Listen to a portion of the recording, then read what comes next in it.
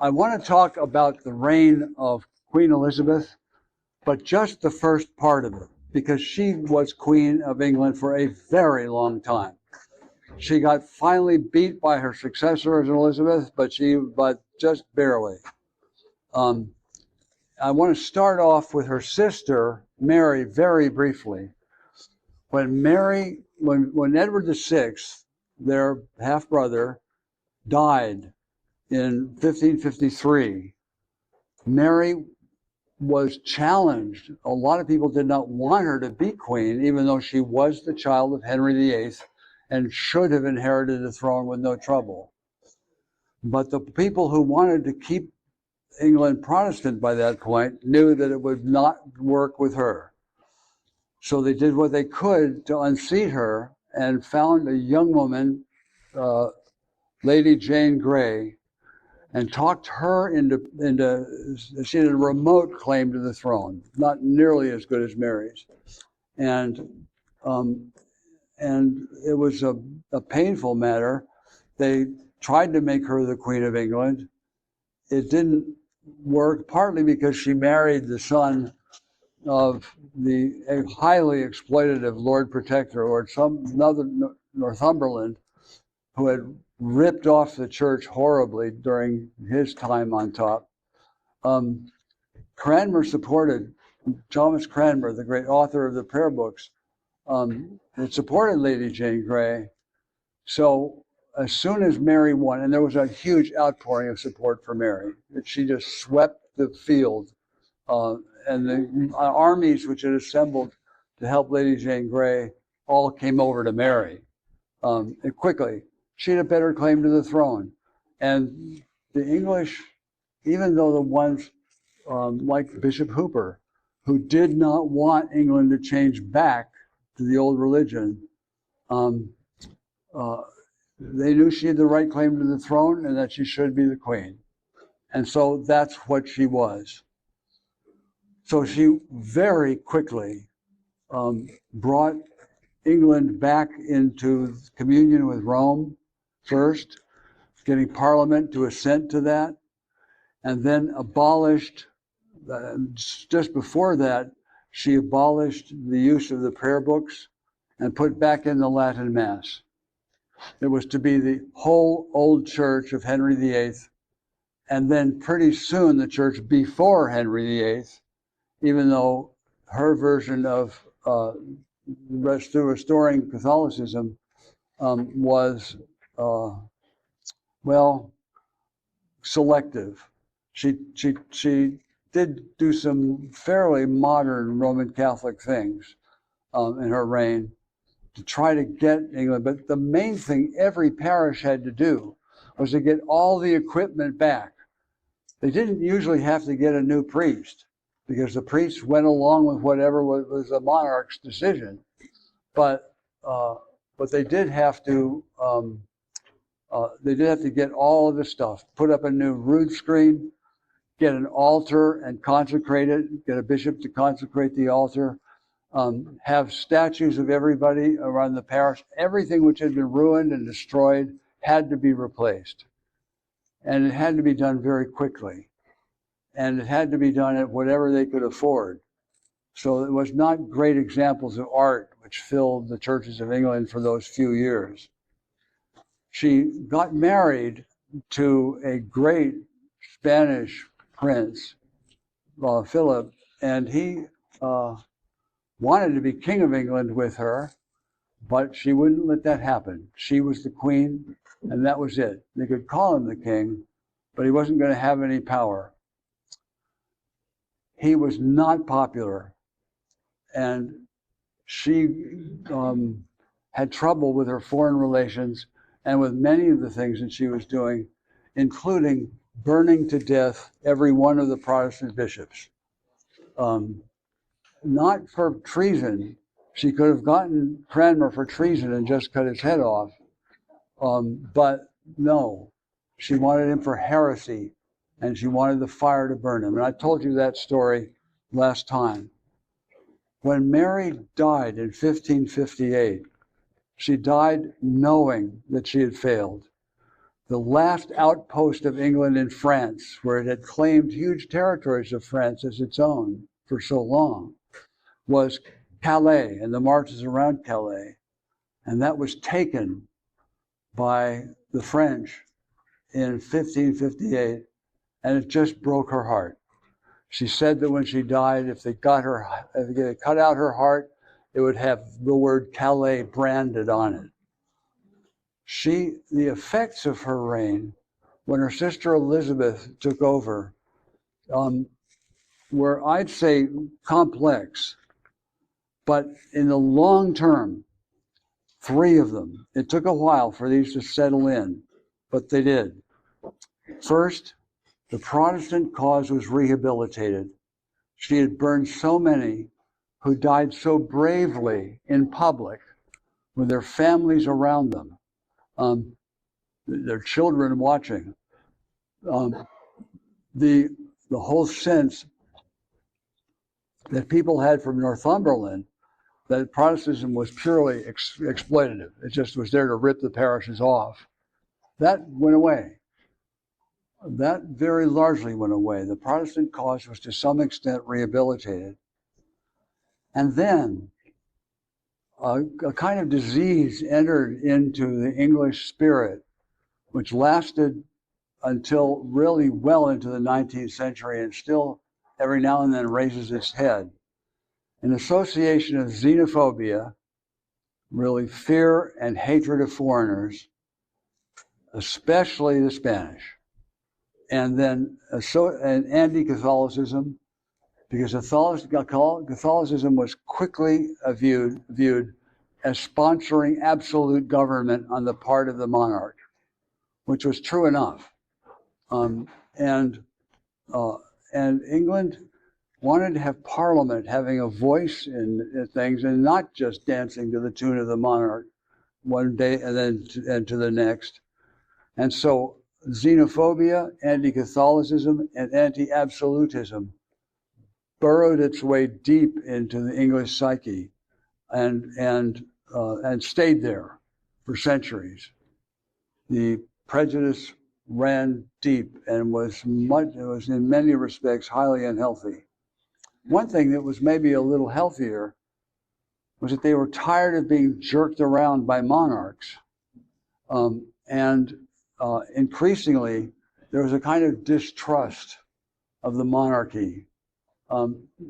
Everybody still wanted there to be a king or a queen, but they wanted their power to be constrained carefully, thoroughly.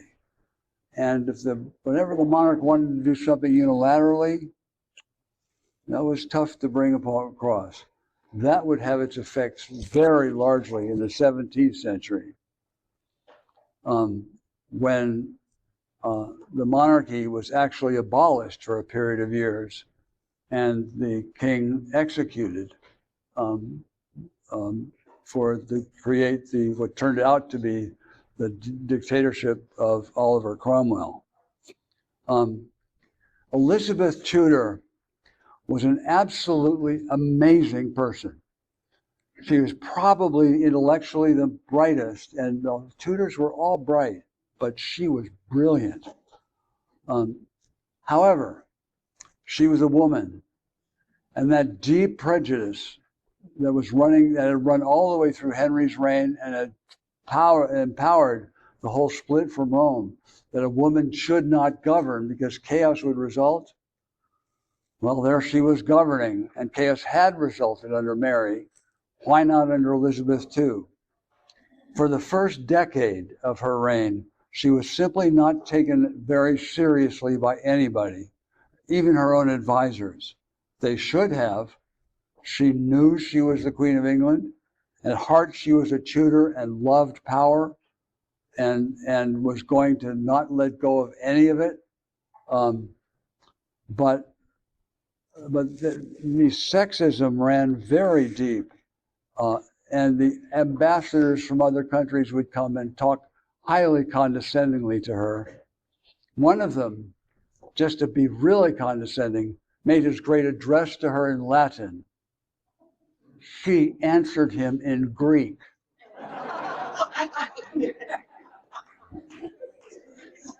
She constantly played on their sexism to outwit them and her opponents, taking after her mother and her father. Her political qualities were that she was at heart a true Tudor.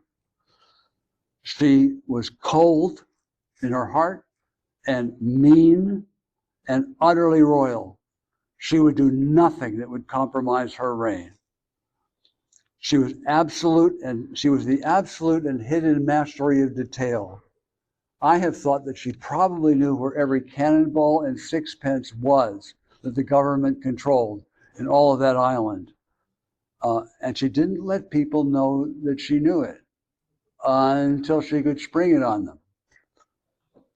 She engaged in what I've called a kind of sexual judo, using their sexism to outwit them, and did it again and again in so many ways. Apparently, constantly vacillating, changing her opinion about everything. When it came time to execute Mary, Queen of Scots, she sent message after message saying, yes, cut her head off, and then another message revoking that, and then another message saying cut her head off, and then another message revoking that.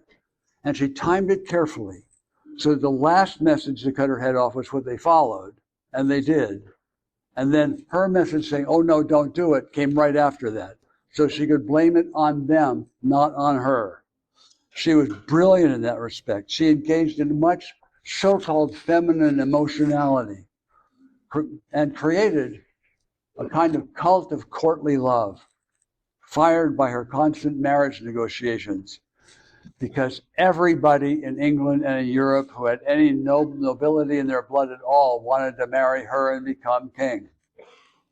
And she wasn't going to do it. But she wasn't going to let them know she wasn't going to do it.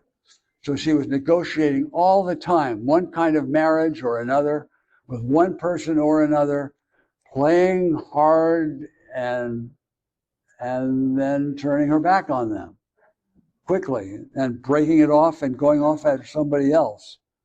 She wooed popular support. Her propagandists were extraordinarily effective. One of my favorite pieces that I couldn't bring to show you today is the woodcuts that she had made of many different versions, but of her seated in a kind of mandala of glory, just like the Virgin Mary, the Virgin Queen of England, the Virgin Queen of Heaven. Well, Mary was dethroned, but she was not. She was imperious, independent, very English, and quite thoroughly unscrupulous. She was a sparkling wit, a fluent linguist. I cannot even count the number of languages she was fluent in. Bawdy. She loved dirty jokes. She was quite blasphemous. One of her favorite oaths was God's blood, which is a blasphemy if there ever was one. And the preachers who preached in her chapel kept telling her to stop it, and then she stopped their license to preach if they told her that. She was also quite pious, and not just publicly. She heard the daily office every day in her chapel, and in her chapel she kept a crucifix. After about 20 years, it was the last crucifix in a church anywhere in England. But she kept it because she was the queen and could. And again, preachers who came and preached against that horrible thing up on her wall, they didn't preach again. Their careers were over. She was willing to go along with the Book of Common Prayer of 1552, the most Protestant of the Books of Common Prayer, under her brother Edward. But I think privately she probably approved of a kind of moderate Lutheran version of Protestantism. She was open to believing in the real presence of the body and blood of Christ in the bread and wine. She couldn't say that publicly, but she worked it out privately.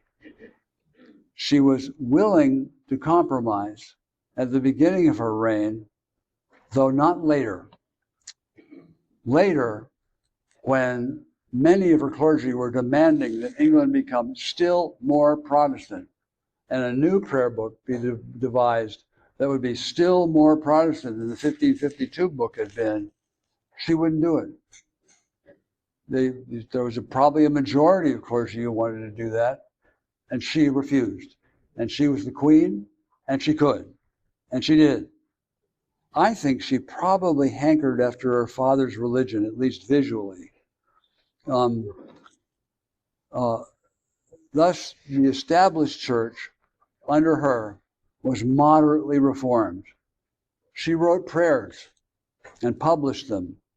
Well, part of her propaganda to show how pious she was, and I think probably partly deeply heartfelt. She was queen by the will of God, quite literally, because under Mary, all the time that Mary was queen, Elizabeth's life hung in the balance. Mary was just about ready to take her head off, and it didn't happen. And she attributed that to God's mercy and God's mercy alone. She also thanked God for rescuing her not only from death, but from the death of sin, and saw herself in her prayers as God's servant. She meant to be serving God's cause in England. What she disliked was advanced Reformed Puritan theology and ecclesiology. She wasn't going to give it a single breath. So while many of her clergy ended up being pretty Calvinist, she wouldn't, and she wouldn't give them their head at all. That wasn't going to happen on her watch. And she basically, if I have to say this myself, she basically didn't like preaching. She got tired of being preached at, which she got done a lot, and just got fed up with preaching altogether. But she still had to do it. Aware all this time that by well into her reign anyway, she was the only remaining Protestant monarch in Europe. And if the Protestant cause was to keep any kind of ground, it had to do so in England or in Scotland, because it wasn't going to do it anywhere else. When she first came in her accession in her first parliament, she had immediate difficulties.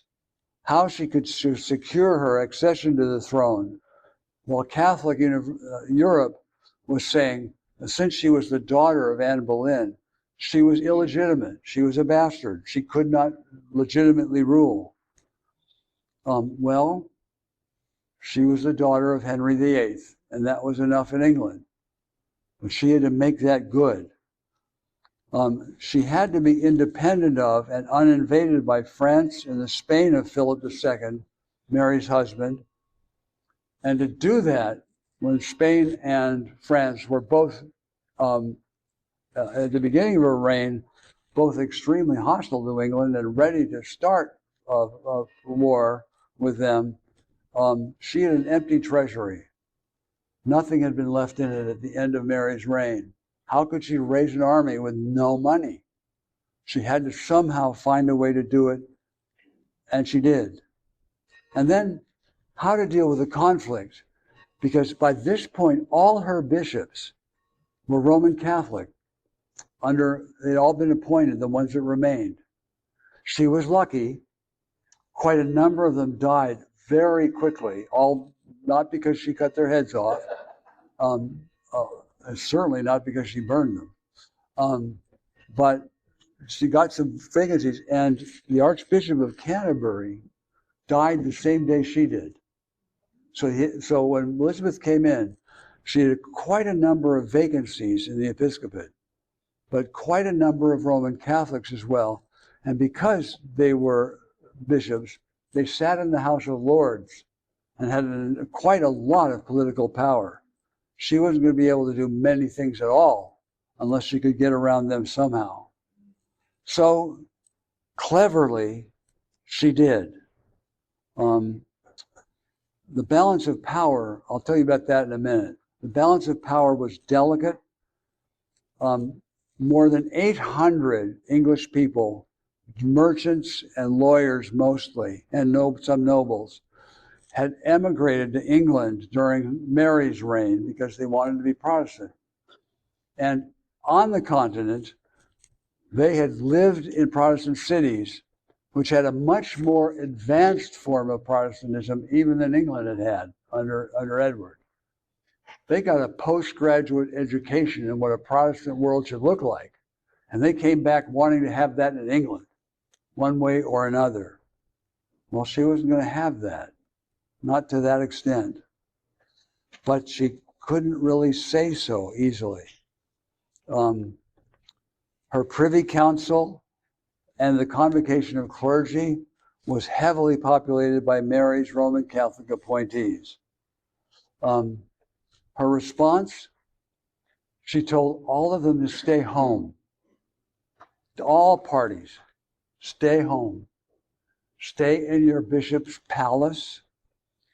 Don't get out there busy in the field doing one thing or another. And then she worked hard at keeping everybody guessing around her where she was going to land religiously. She ended up being unequivocally Protestant, but she didn't show that at first. She was crowned with Roman Catholic rites by the Roman Catholic bishops, who didn't really want to do it, but they didn't have a lot of choice. She didn't deprive any of them immediately, but when she was at Mass and the hosts were elevated, she walked out.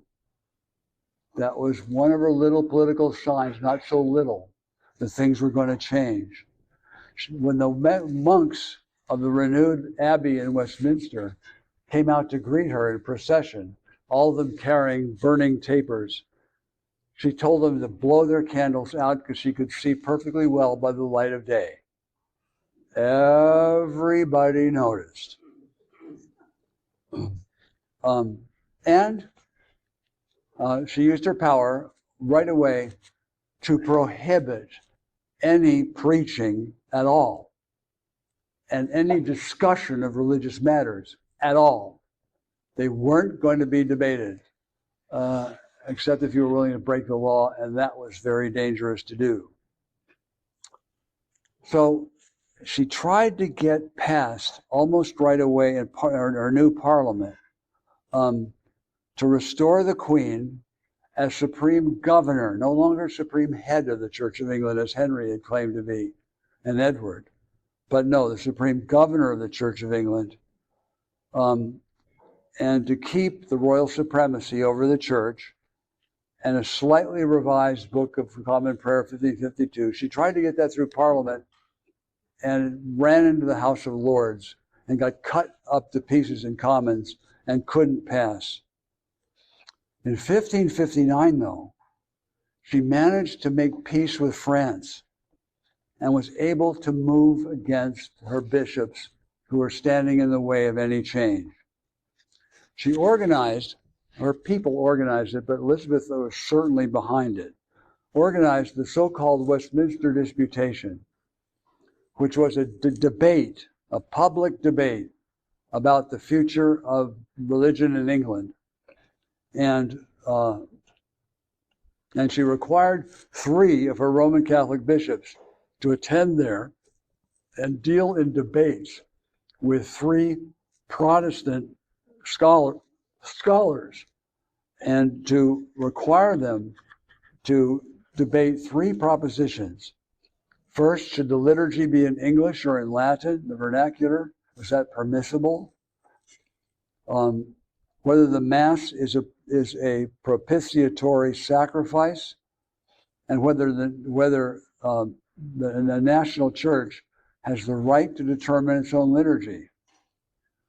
Well, she ordered the bishops to respond to a carefully orchestrated and set up, it was all rigged, attacks on their position, and they started to. And then they realized they were in false ground. All of those things had been decided by the Pope. They were going to be loyal to the Pope. They couldn't continue with the debate. Aha, she had them. They were being disobedient to a command from the crown that practically everyone in England thought was a perfectly reasonable thing to do, have a great public debate. And because they refused to do that, she could imprison them and deprive them of their sees, so that she had all those more episcopal vacancies available to her. 2 bishops were imprisoned in the Tower of London. She didn't execute them. It would be many years before Elizabeth would get into the business of executing people on religious grounds.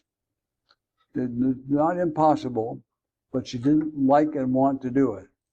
It was only late in her reign, when the Jesuits began a huge mission to reconvert England to Catholicism, that if they caught Jesuits, the Jesuits died. That was just the way it was going to be. That was complicated because in 1563, I think it was, the Pope had excommunicated her.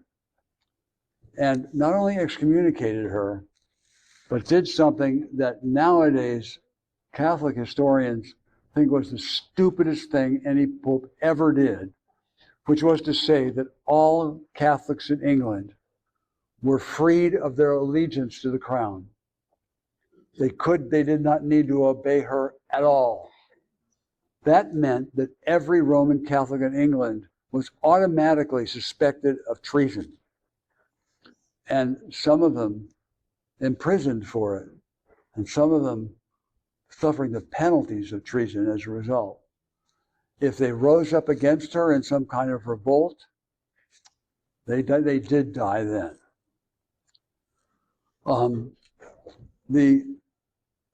She worked hard to fill the vacancies that Mary had left and the ones that she herself contrived, to fill them with moderate Protestants. They would be loyal Anglicans. They would use the prayer book, which not all Protestants would do. They would use the prayer book and be kind of middle of the road in the way they did things, and incidentally, be willing to obey the Queen. This was like her new Archbishop of Canterbury, Matthew Parker, who didn't want to be Archbishop of Canterbury, who was perfectly miserable in the job because anything that she wanted to do in the church that was going to be unpopular, she had him do publicly. And then she kind of made sure that she was completely immune from any view that it was her ideas, when it certainly was.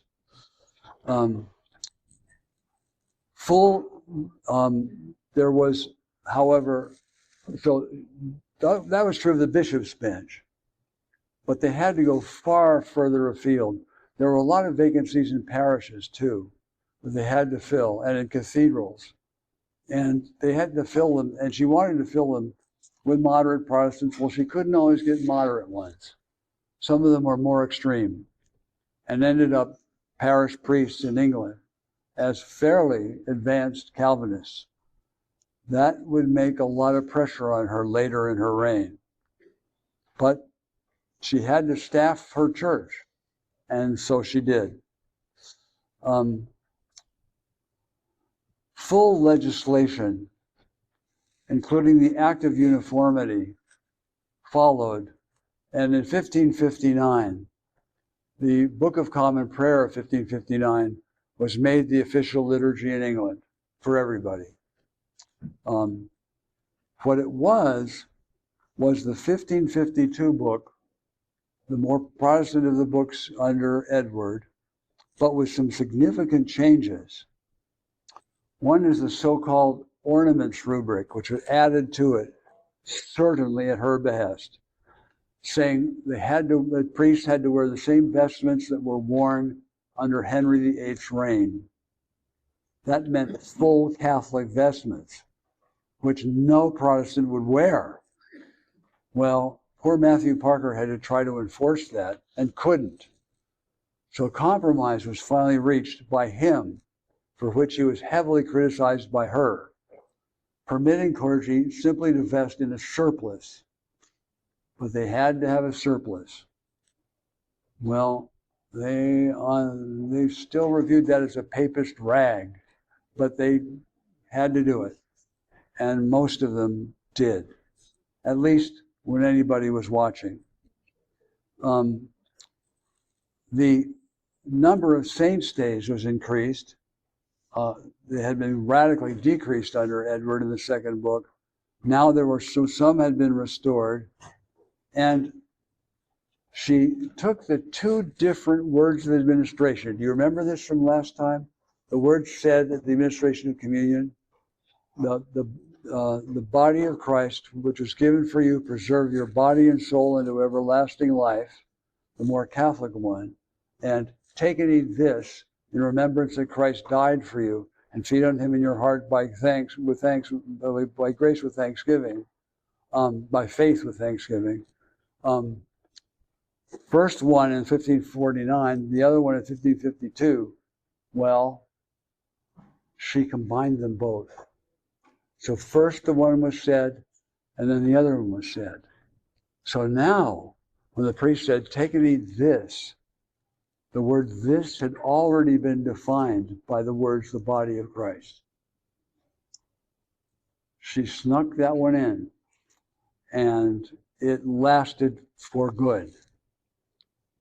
The distinctive character of her prayer book of 1559 was to focus worship on God and the importance of building up, edifying lay worshipers, to edify, to build them up, to teach them, to engender in everybody a life of obedience to God, fueled by praise and thanksgiving, deeply penitent for sin, glad and grateful for grace, and living in faith to God was what she wanted to build up in her church and wanted her priests and bishops to foster.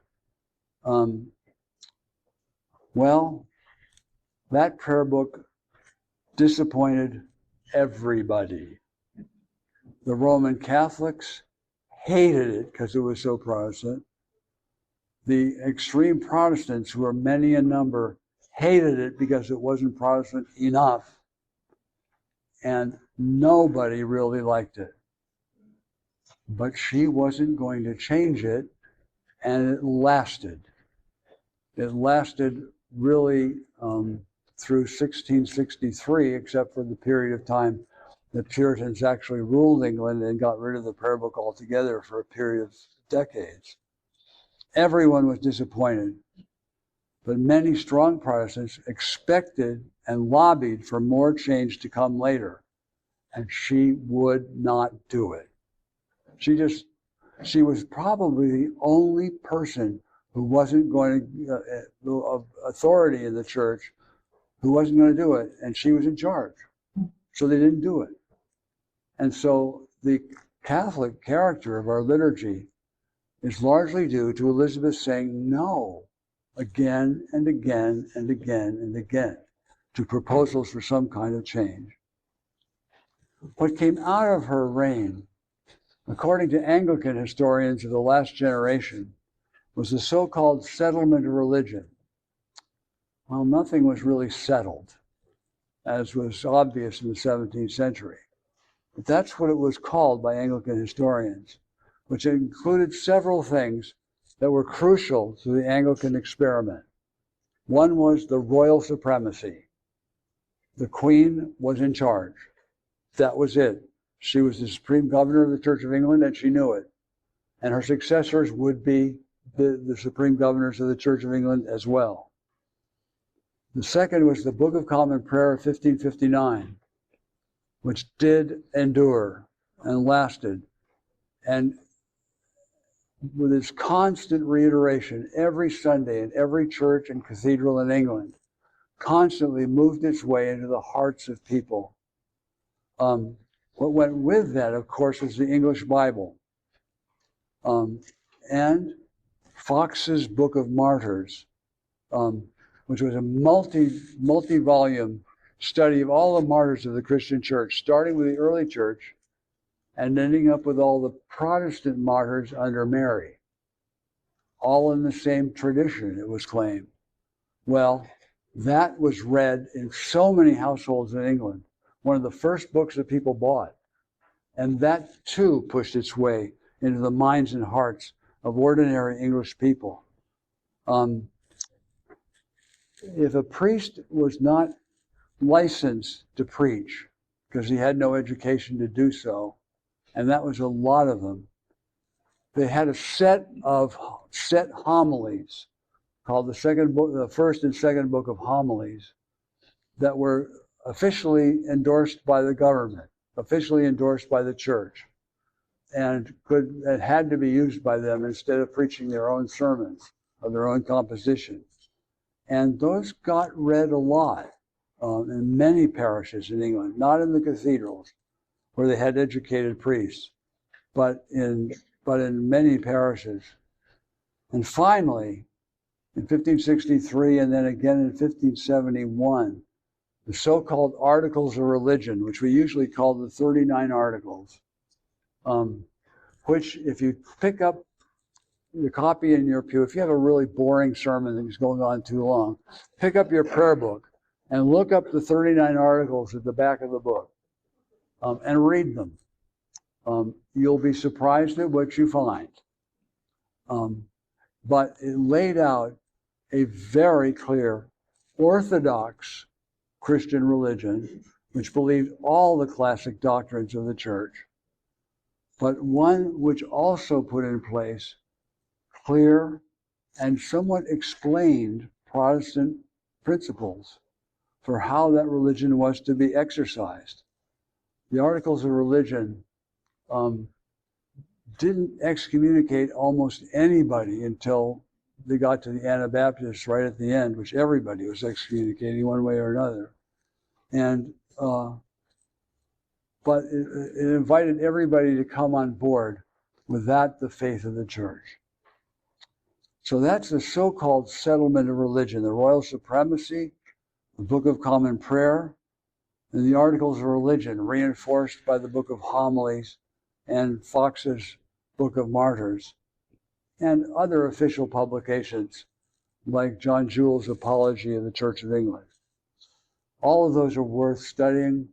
All of those are worth talking about together, and I'm not going to do it today. This has been quite enough. The first part of Elizabeth's reign was tumultuous and successful. She was a brilliant monarch. I call her Elizabeth the Great because there was none except Arthur, or Alfred, I don't mean Arthur, Alfred of Wessex, who was close to her in terms of how they formed the English government, people, and church.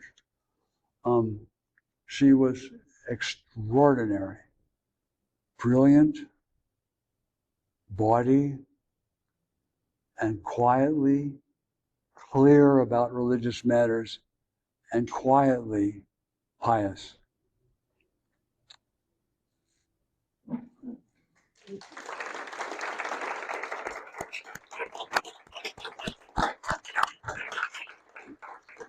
Questions or issues or additions you want to make? Because many people here have studied Elizabeth with great joy. Yes. So you read in history that, let's say, a lord, has three sons. The first one is the heir. The second one goes into the military. The third one goes into being a rector. I guess, and I always wondered about that because they're not educated in the religious, sacraments. It just sort of say, all right, you're third lord, off you go. Is that part of how Elizabeth? Well, they did not have to go to Oxford or Cambridge. That's true. And not all third sons were willing to go into the church. Plenty of them wanted to stay in the military or to go be great Renaissance princes, having a lot of fun, which if you're the rector of a church, you can't have. So they didn't have to study theology at Oxford or Cambridge or anything like that. That's true. But it's important not to underestimate how intense the religious environment of England was in those days. You could not escape it. And the basics of the Christian faith were dinned into people from the time they were young, including in noble families, and maybe more in noble families than in others. So they did have some basic education. They were pretty well formed as Christians before they ended up in the parish, just perhaps not qualified to preach sermons of their own composition. That called for some education and preparation. I was going to ask if you would ever speak to us about the Oxford movement. The what movement? More modern in the 19th century. The Oxford movement, yes. I'd be glad to, because that's when the kind of church that we go to came back into its own, or started to. It was a great movement in that direction. The great Catholic restoration in the Church of England, which is still struggling its way to make itself known in England and the rest, but it certainly is known here in this parish. That's for sure.